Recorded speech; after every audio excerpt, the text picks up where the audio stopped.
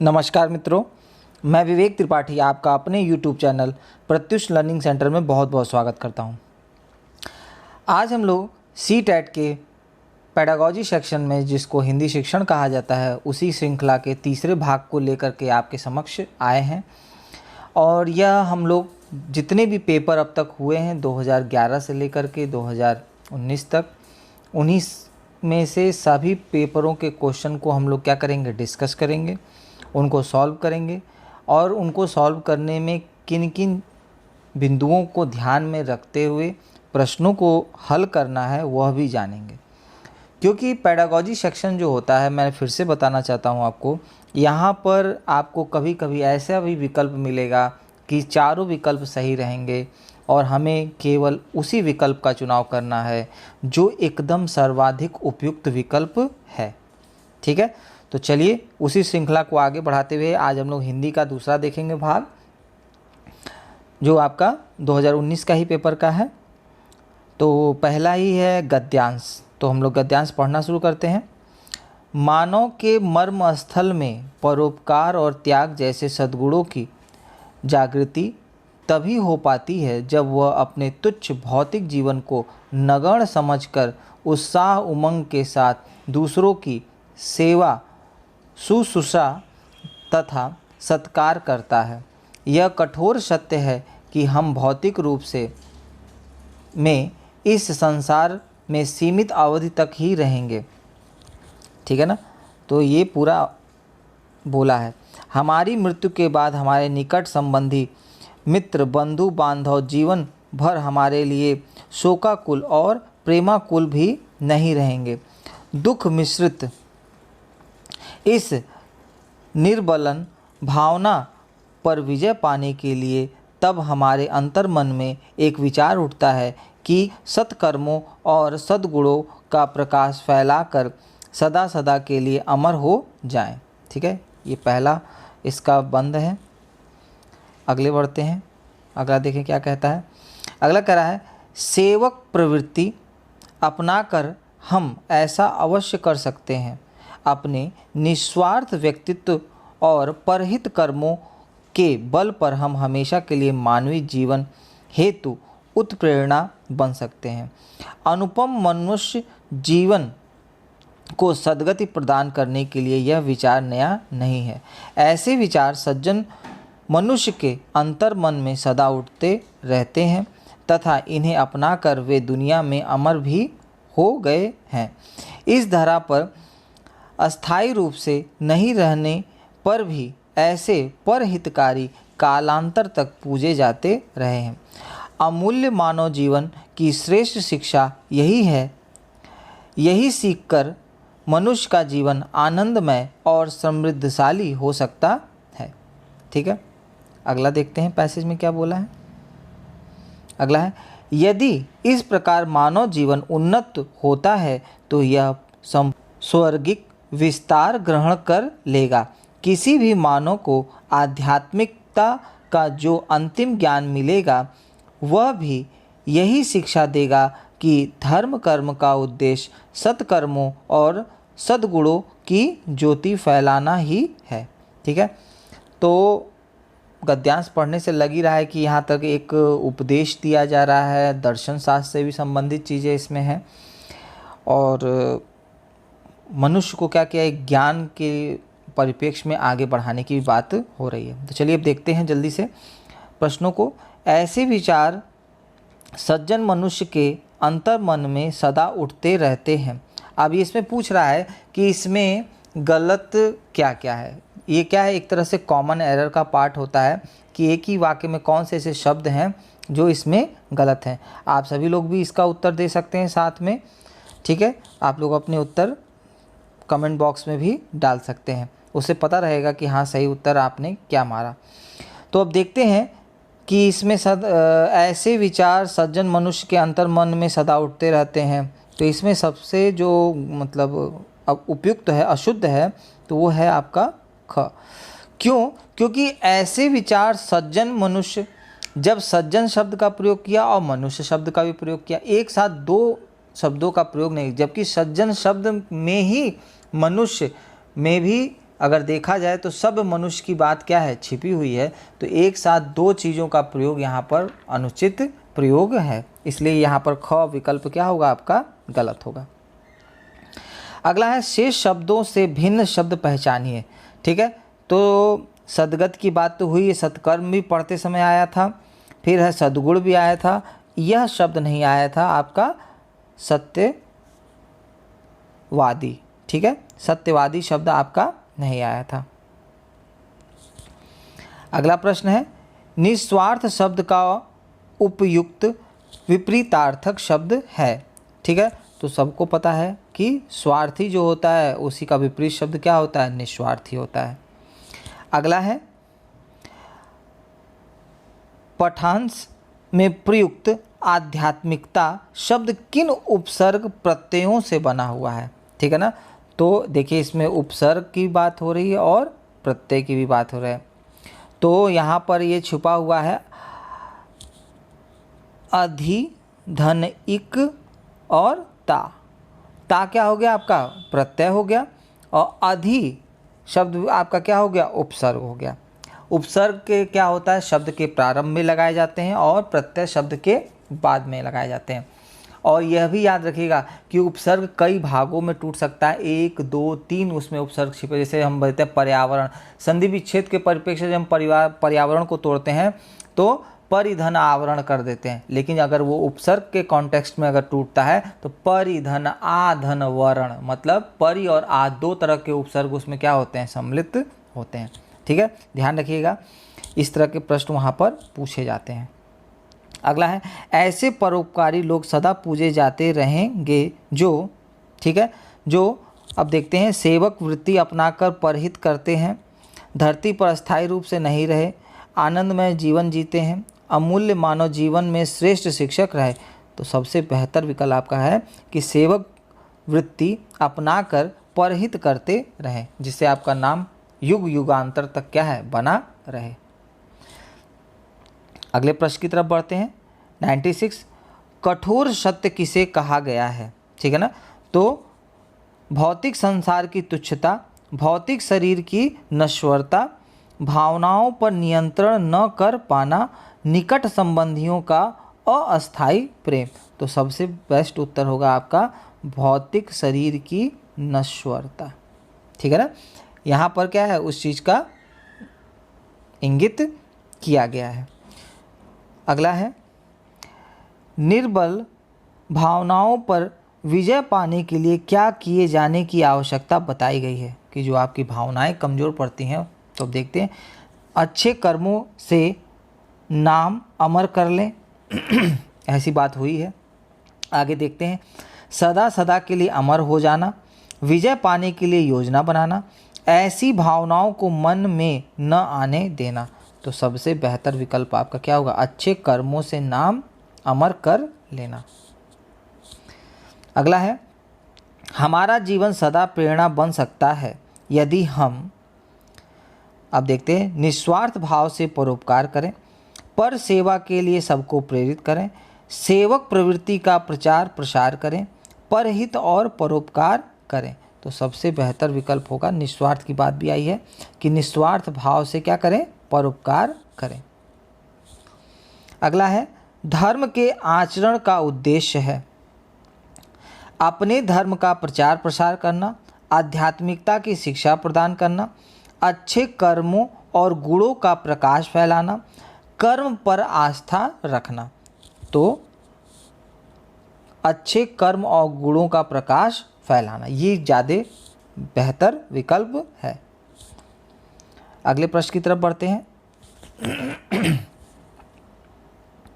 अगला प्रश्न है आपका, ये आपका काव्यांश है जिसको आप पद्यांश भी कहते हैं। विविध प्रांत है अपनी अपनी भाषा के अभिमानी हम, पर इन सब से पहले दुनिया वालों हिंदुस्तानी हम। रहन सहन में खान पान में भिन्न भले ही हों कितने, इस मिट्टी को देते आए मिलजुल कर कुर्बानी हम। सदियों से कुचले लाखों तूफान हमने पद तल से, मतलब अपने पैरों के तले आपने सब विपदाओं को क्या कर लिया, सब बर्दाश्त करते हुए आगे बढ़ चुके हैं। आज झुके कुछ टकराकर तो कल लगते फिर जग।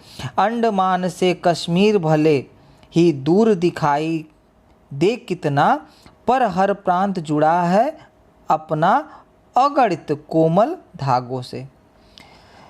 जिस ओर बढ़ाए पग हमने हो गई उधर भू नौ मंगल, आजाद वतन के बाशिंदे हर चरण हमारा है बादल। ठीक है ना, थोड़ा सा रहता है उसको लयबद्ध करने में। तो अब देखते हैं यहाँ प्रश्न कैसे पूछा है।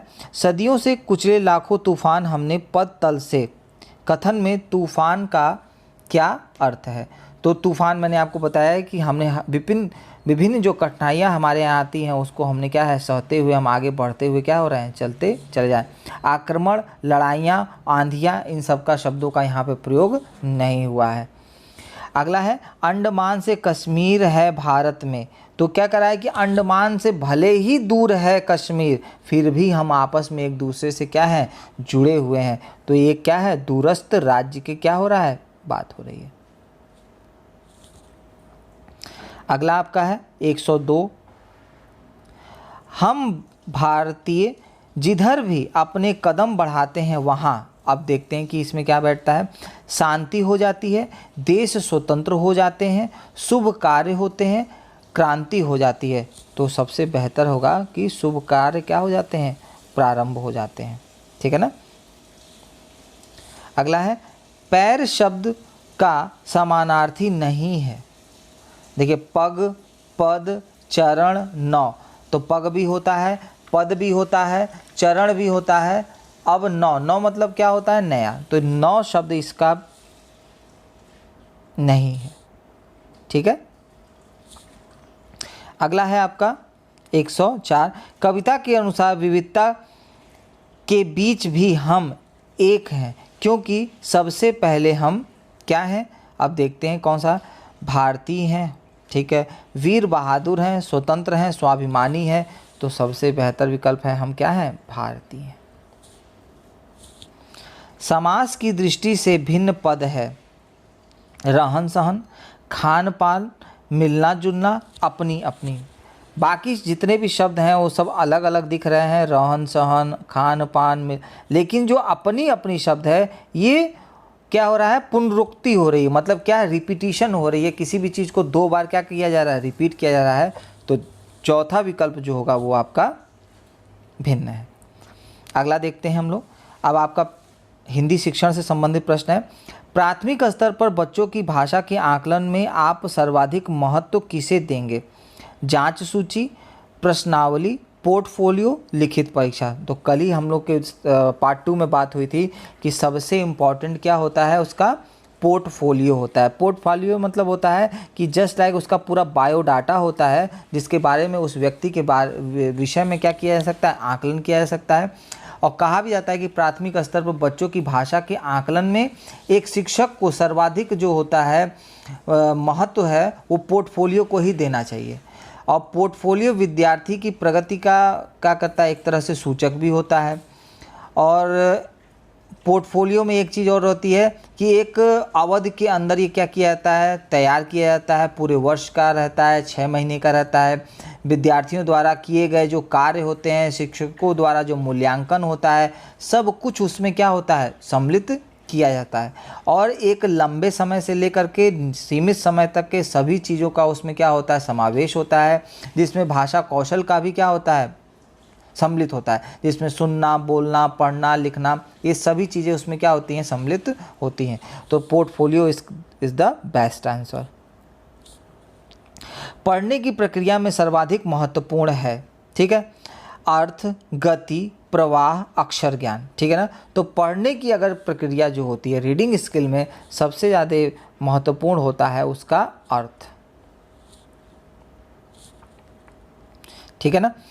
अगर हमें अर्थबोध ही नहीं होगा तो हमारा उद्देश्य पूरा ही नहीं होगा। मान लेते हैं हम किसी भी चीज़ को पढ़ते हैं और हमको उसका अर्थबोध ही ना हो किसी भी चीज़ का, तो वह उसका पढ़ने का हमारा कोई चीज़ होने वाला नहीं है। और अगर हम किसी भी चीज़ को पढ़ते हैं और जब हमें उससे ज्ञान प्राप्त होता है, उसका अर्थबोध होता है, तब हमारा पढ़ना सार्थक माना जाता है। ठीक है ना। और कहा भी जाता है कि पढ़ना बुनियादी तौर पर एक अर्थवान गति के रूप में भी क्या होता है, काम करता है। पढ़ने के दौरान निर्माण के लिए इस बात की भी समझ होनी चाहिए कि अर्थ केवल शब्दों में और वाक्यों में ही निहित नहीं है, बल्कि वह पाठ की समग्रता में भी क्या होता है, मौजूद होता है। और कई बार उसमें ऐसा भी होता है कि उसको पढ़ने के दौरान ही हम अधिकांश चीज़ों को क्या हो जाते हैं, समझ जाते हैं। तो सर्वाधिक महत्व क्या होता है, उसमें अर्थ होता है। ठीक है ना। थोड़ा डिटेल में आपको बताया है कि एक बार आप ढंग से समझे रहेंगे तो फिर आपको दोबारा प्रश्नों को हल करने में कोई दिक्कत आने वाली नहीं है। अगला है, बच्चों को लिखना सिखाने में सबसे अधिक महत्वपूर्ण है। ठीक है ना। पहला, सुंदर लेखन, वर्तनी की शुद्धता। ठीक है ना। इसके बाद आपका है काव्यात्मक भाषा और विचारों की अभिव्यक्ति। लेखन कौशल का कहा ही जाता है कि सबसे इम्पॉर्टेंट जो पार्ट होता है विचारों की अभिव्यक्ति। अगर कोई निबंधात्मक चीज़ें लिखनी है तो उसमें आपके खुद के विचार ही क्या होते हैं, अभिव्यक्त होते हैं। और कहा भी गया है कि लिखना एक सार्थक गतिविधि तभी बन पाएगी जब बच्चों को अपनी भाषा, अपनी कल्पना, अपनी दृष्टि से लिखने की क्या मिलती है, आज़ादी मिलती है। और उनको अवसर मिले जिससे वो भाषा और शैली को क्या कर सकें, अपने विकसित कर सकें। अब चाहे वो किताब के माध्यम से, ब्लैक बोर्ड के माध्यम से, या वह शिक्षक द्वारा लिखे गए किसी भी चीज़ की नकल करते हैं, या अपने भाव और विचारों, अनुभवों को अभिव्यक्त करने के लिए वो तमाम चीज़ों का प्रयोग करते हैं। जैसे वर्तनी का प्रयोग करते हैं, व्याकरण नियम का करते हैं, सुंदर लेखन का करते हैं, काव्यात्मक चीज़ों का प्रयोग करते हैं, तमाम चीज़ों का प्रयोग करते हैं। ठीक है ना। लेकिन ये सब चीज़ों का प्रयोग करने में कोई दबाव नहीं होना चाहिए। जब तक वो खुलकर इन सब चीज़ों का प्रयोग नहीं कर पाएगा, तब तक विचार अभिव्यक्ति नहीं हो पाएगी, तब तक लेखन कौशल का होना सार्थक नहीं हो पाएगा। ये सब चीज़ें होती हैं, वर्तनी भी होती है, व्याकरण भी होता है, लेकिन यह बिना दबाव के होना चाहिए, दबावपूर्ण कार्य नहीं होना चाहिए। ठीक है। आगे बढ़ते हैं। प्राथमिक स्तर में बच्चों के लिए पाठ्य पुस्तक के निर्माण में आप सर्वाधिक महत्वपूर्ण किसे मानते हैं? प्रसिद्ध रचनाएं, भाषा की विभिन्न रंगतें, भाषा का विविध गद्य साहित्य और प्रसिद्ध लेखक। ठीक है ना। तो मैं सबसे इम्पोर्टेंट मानता हूँ, और इसके आप भी मानेंगे, कि भाषा के विभिन्न रंगतें। ठीक है ना। भाषा के विविध गद्य साहित्य, ये भी सही एक तरह से दिख रहा है। लेकिन अगर मान लेते हैं कि हम गद्य साहित्य की बात करेंगे केवल, तो फिर हमारा पद्य कहाँ जाएगा। लेकिन अगर हम हिंदी की रंगत की बात करते हैं तो रंगत बोलने के बाद हिंदी साहित्य की समस्त विधाओं का उसमें हमको बोध होता है, जिसमें गद्य, पद्य, नाटक, निबंध, कहानी, स्मरण, ठीक है ना, संस्मरण, रेखाचित्र, तमाम तरह के जितने भी विधाएं होती हैं उन सबको इसमें क्या किया जाता है, शामिल किया जाता है। और जैसे ही विविधतापूर्ण विधाएं इसमें क्या होती हैं, शामिल होती हैं, तो उसका भाव क्या हो जाता है, बढ़ जाता है। ठीक है ना। तो सबसे बेहतर विकल्प होगा भाषा की विभिन्न रंगतें। प्रसिद्ध रचना ये होगा ही नहीं कि केवल प्रसिद्ध रचना पढ़ने से आपको सर्वाधिक महत्वपूर्ण हो जाए।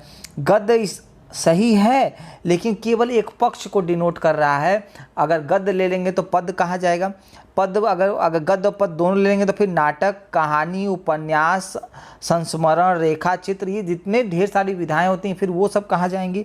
तो लेकिन जो दूसरा विकल्प है वो अपने अंदर सभी चीज़ों को क्या किया हुआ है, समाहित किया हुआ है, इसलिए विकल्प 2 क्या होगा, सही होगा। अगला देखते हैं 110। बहुभाषिक कक्षा में मातृभाषा प्रयोग को स्वीकार किया जाना चाहिए, अधिक महत्व नहीं दिया जाना चाहिए, अनदेखा कर दिया जाना चाहिए, अस्वीकार किया जाना चाहिए। तो सबसे बेहतर होता है कि मातृभाषा का तो प्रयोग क्या होता है, स्वीकार किया जाना चाहिए। देखिए मैं एक चीज़ बताता हूँ आपको, बहुत ट्रिक वाली बात, कि जब भी भाषा की बात हो तो वो जब बोलेगा कि लोकल लैंग्वेज, ठीक है, और उसमें कहेगा स्थानीय भाषा, तब आपका विकल्प क्या हो जाता है, गलत हो जाता है। कभी भी स्थानीय भाषाएं वहाँ के जनजीवन को प्रभावित करती ज़रूर हैं, लेकिन आपके व्यक्तित्व विकास में उतनी लाभप्रद नहीं होती हैं, ठीक है। लेकिन जो मातृभाषा होती है, मातृभाषा मतलब होता है हिंदी भाषा क्षेत्र के लिए हिंदी, तमिल भाषा क्षेत्र के लिए तमिल, कन्नड़ भाषा क्षेत्र के लिए कन्नड़, बंगाली भाषा क्षेत्र के लिए बंगला, ठीक है ना, वो मातृभाषा है। और जिस क्षेत्र की वो विशेष होती है वहाँ की विशेषता को क्या करती है, प्रकट करती है। तो उसको क्या किया जाना चाहिए, स्वीकार किया जाना चाहिए, ठीक है। तो सबसे बेहतर विकल्प आपका क्या होगा, पहला होगा। अगला है, भाषा सीखने सिखाने में सर्वाधिक महत्वपूर्ण है। भाषा शिक्षक का भाषा ज्ञान, ठीक है, ये विकल्प एकदम सही है। अब लेकिन हमको विकल्प बेहतर तलाश करना है। भाषा का समृद्ध परिवेश, संचार माध्यमों का प्रयोग, अभिभावकों का साक्षर होना, ये सारे अब देख लीजिए, ये ऐसे ही प्रश्न आते हैं और इस प्रश्न में सभी विकल्प क्या हैं, सही हैं। लेकिन मनोविज्ञान कहता है कि इन सभी प्रश्नों के बावजूद हमें केवल उसी प्रश्न का उत्तर का तलाश करना है जो हमारे लिए सर्वाधिक उपयुक्त हो, जिसके बिना कोई भी काम होना संभव न हो। तो वो सबसे बेहतर विकल्प होगा भाषा का समृद्ध परिवेश, ठीक है ना।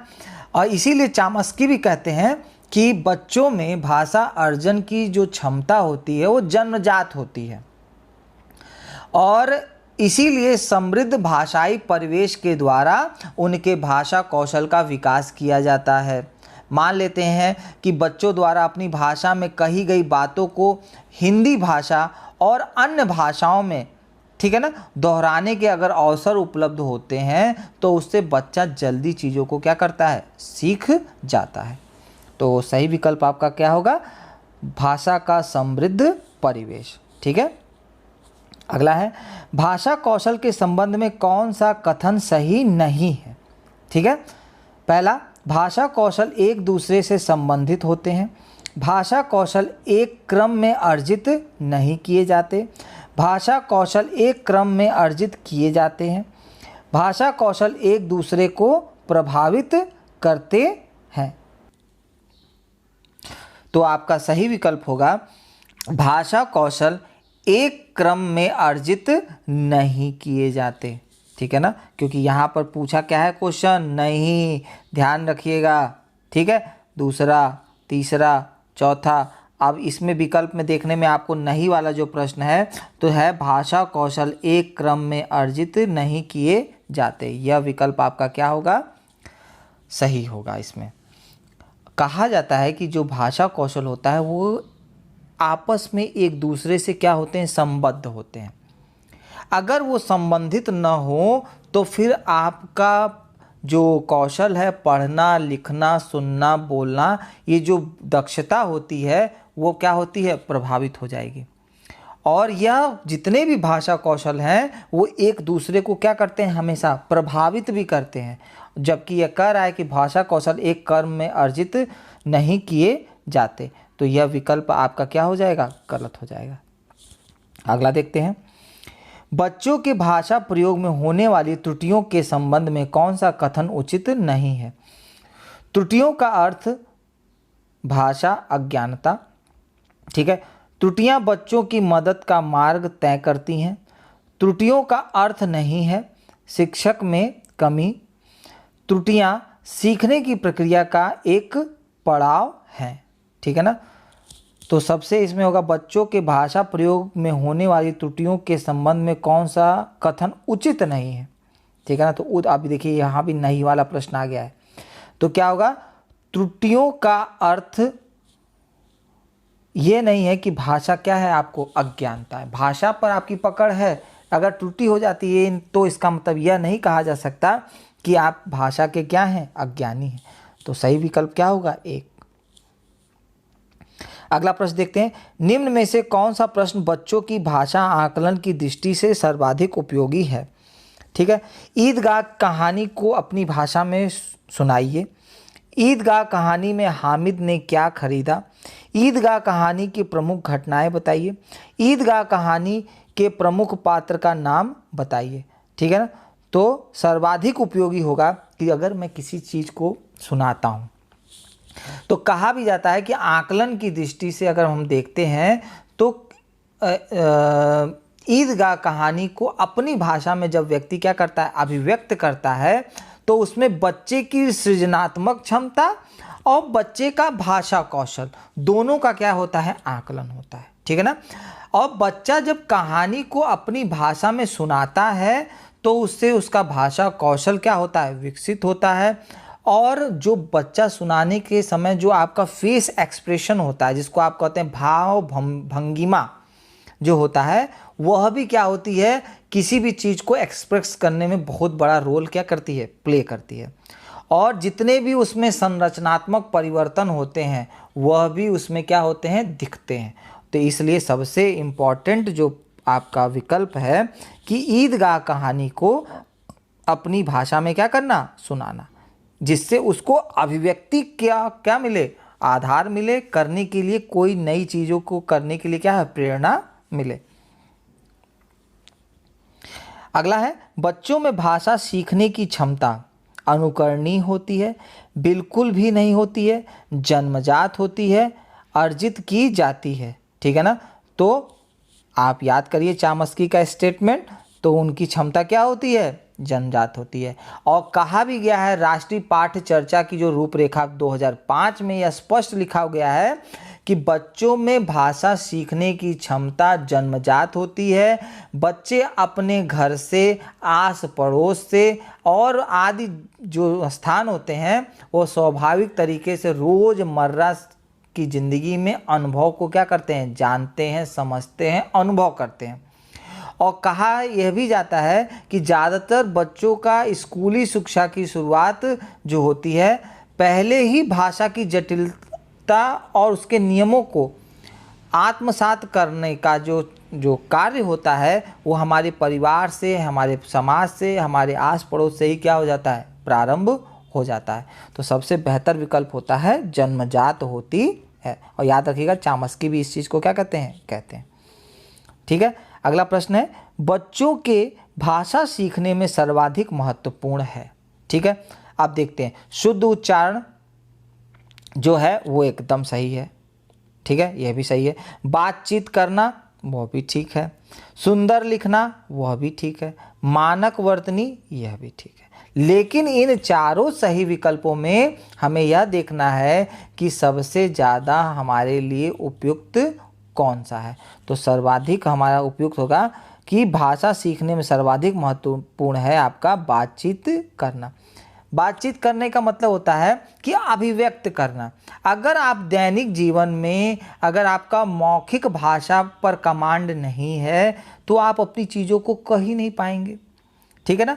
और आप यह भी कह सकते हैं कि बच्चे अपने माता पिता, परिवार के सदस्य के बीच, शिक्षकों से बातचीत के दौरान अपने आप को या अपनी चीज़ों को एक्सप्रेस नहीं कर पाते हैं और इसी कारण क्या होती है, दिक्कतें बढ़ती है। तो सीखने में सर्वाधिक महत्वपूर्ण इन चारों विकल्पों में बातचीत का करना सर्वाधिक उपयुक्त विकल्प है। ठीक है ना। है चारों सही, लेकिन हमको इसमें सबसे बेस्ट विकल्प जो है वो आपका क्या है, बातचीत करना।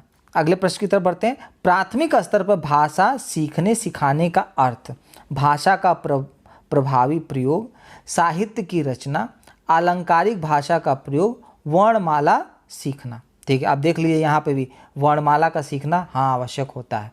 अलंकारिक भाषा कभी कभी उसका भी प्रयोग किया जाता है।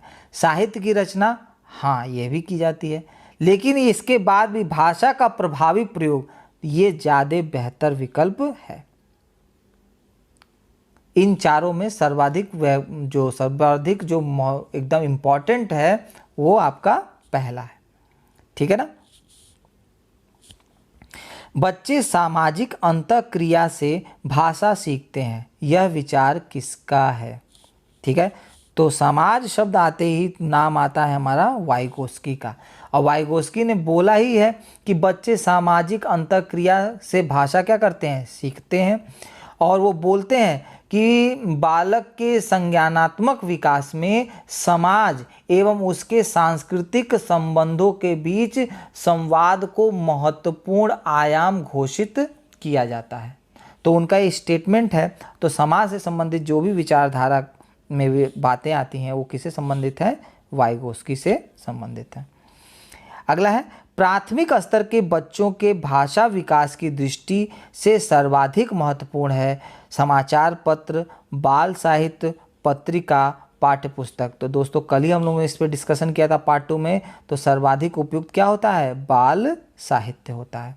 ठीक है, कि बाल साहित्य छोटी उम्र के बच्चों को ध्यान में रखकर ही लिखा गया साहित्य होता है और इसका मुख्य उद्देश्य जो होता है जो बाल पाठक हैं या बच्चे हैं उनको मनोरंजन से ही परिचित नहीं कराना, उनको जीवन की सच्चाइयों से भी, उनकी कठिनाइयों से और कहानी के माध्यम से बच्चों के अंदर जो शिक्षा को डाला जाता है, उनके चरित्र का निर्माण किया जाता है।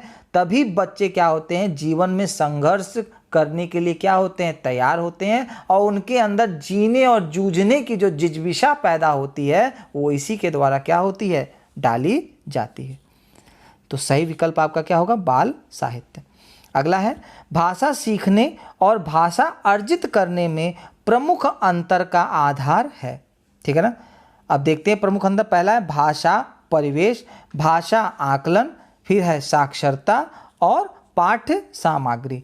तो अगर भाषा सीखने में, लर्निंग में और भाषा अर्जित करने में अगर कोई भी मुख्य अंतर आता है तो उसका सबसे बड़ा कारण जो होता है वो होता है भाषा का परिवेश होता है। ठीक है ना।